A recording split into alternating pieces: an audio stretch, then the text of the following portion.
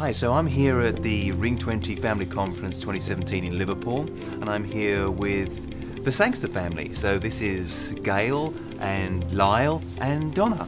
And I wanted to talk to Gail about her experience with Ring 20 and what it's been like with Lyle. Lyle is now 23, and so Gail, tell us a little bit about your experience with Ring 20. Okay, Lyle was diagnosed with Ring 20 around about 18, 19 months, but he did start having seizures from around about 9 months. We were just told at first that he'd got epilepsy, then we were told that he'd got cerebral palsy, and then, like I say, about 18 months they did a blood test. We were called in and just said, oh, by the way, Lyle's got something what's called Ring 20. We can't give you very much information regarding this as we don't have a lot of information available. So was it the chromosome analysis that was done, or the blood work that was done, that got you the diagnosis? It was bloods that were done. Then we seen a geneticist, me and his dad. We were told none of us were carriers, etc. And we just sort of muddled through really for a few years. His epilepsy was quite well controlled. He was given a week's course of steroid injections, ATCH injections. And what age was Lyle given the steroid injections? At 9 months, when he was first diagnosed. The epilepsy was first detected. He was had the ACTH injections and was put on Vigabatrin. Things were okay. The epilepsy was quite well controlled. It was always just a case of that Lyle was slightly behind other children and didn't reach his milestones at the correct times. But when he got to about the age of 10, that's when the epilepsy came with absolute vengeance. It was just an array of all sorts of seizure types, everything.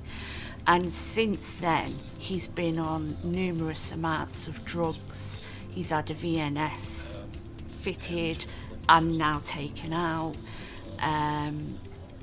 It's just been horrendous. It's had a massive impact on the whole family and, of course, Lyle himself. And at times, we do find it extremely difficult. We travel back and forward to King's College Hospital in London regarding Lyle's epilepsy because there wasn't a neurologist in Coventry that felt that they could support us. London have been really, really good. What's been the biggest challenge for you as a family with Ring 20? I think Lyle's behaviour is as he's got older, his behaviour has become a lot more challenging. Yes. But they put that down to the epilepsy because he has so many different types of seizures. He doesn't just have one type.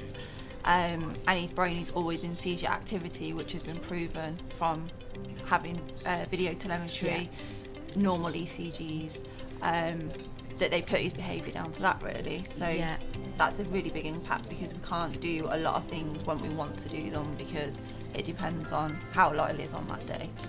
So it really depends from day to day. Can you say, is it in the morning or the afternoon or the evening time, or is it challenging 24/7? 24/7. And he does not sleep at night at all. It's very rarely you get one night where he'll sleep all night. He's up, he's down, he's having seizures. It's just constant all the time. I would say the nighttime seizure activity is much worse, and most of Lyle's seizures are sleep related. I'd say 95%. He's always asleep, and it's always a seizure that actually wakes him.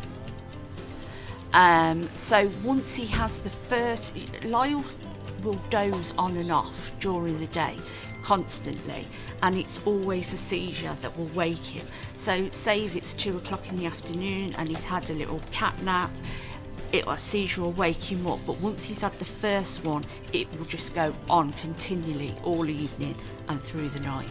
So it can be prolonged, so it's not just intermittent, it's... Because he has complex partial seizures, so they can last like over well an hour. over an hour, and Yeah. then sometimes he'll need to have medication to help bring him out of it. And then he'll have the imoclonus, so he can have like really big clusters of those, and they really make him wake up, don't they? Yes. And then he yeah. has his tonic-clonics, and Yeah. then he has his drop attacks, and then he just has general absences. So he just has like different types all the time. You never know which one he's going to have. And he can have prolonged episodes, like for a couple of months it can be more where he'll have drops, but he always has complex partials, always. He's never free of those. But say like he could have a couple of weeks where it's really bad drops and then not have any drops but have quite a few tonic-clonics, and you know, it goes in massive waves and patterns. I'm interested in the patterns because I've heard it described from other families that they can tell in an 8-week cycle exactly what's going to happen in terms of, have you seen any cycle? Have you seen any patterns developing over the course of time? Yeah, I couldn't put actual like lengths, say like 8 weeks, etc. But we definitely do see patterns, don't we? It like switches around Yes. from one being more prominent to another. Yes, yeah, definitely. Yeah, yeah. Well, we're really grateful to you for sharing your story. And I think it's going to be hugely beneficial for other families and also for medical professionals out there to see just what the outcome and the impact is from a family perspective. So thank you so much, Gail, Lyle and Donna, for sharing that with us.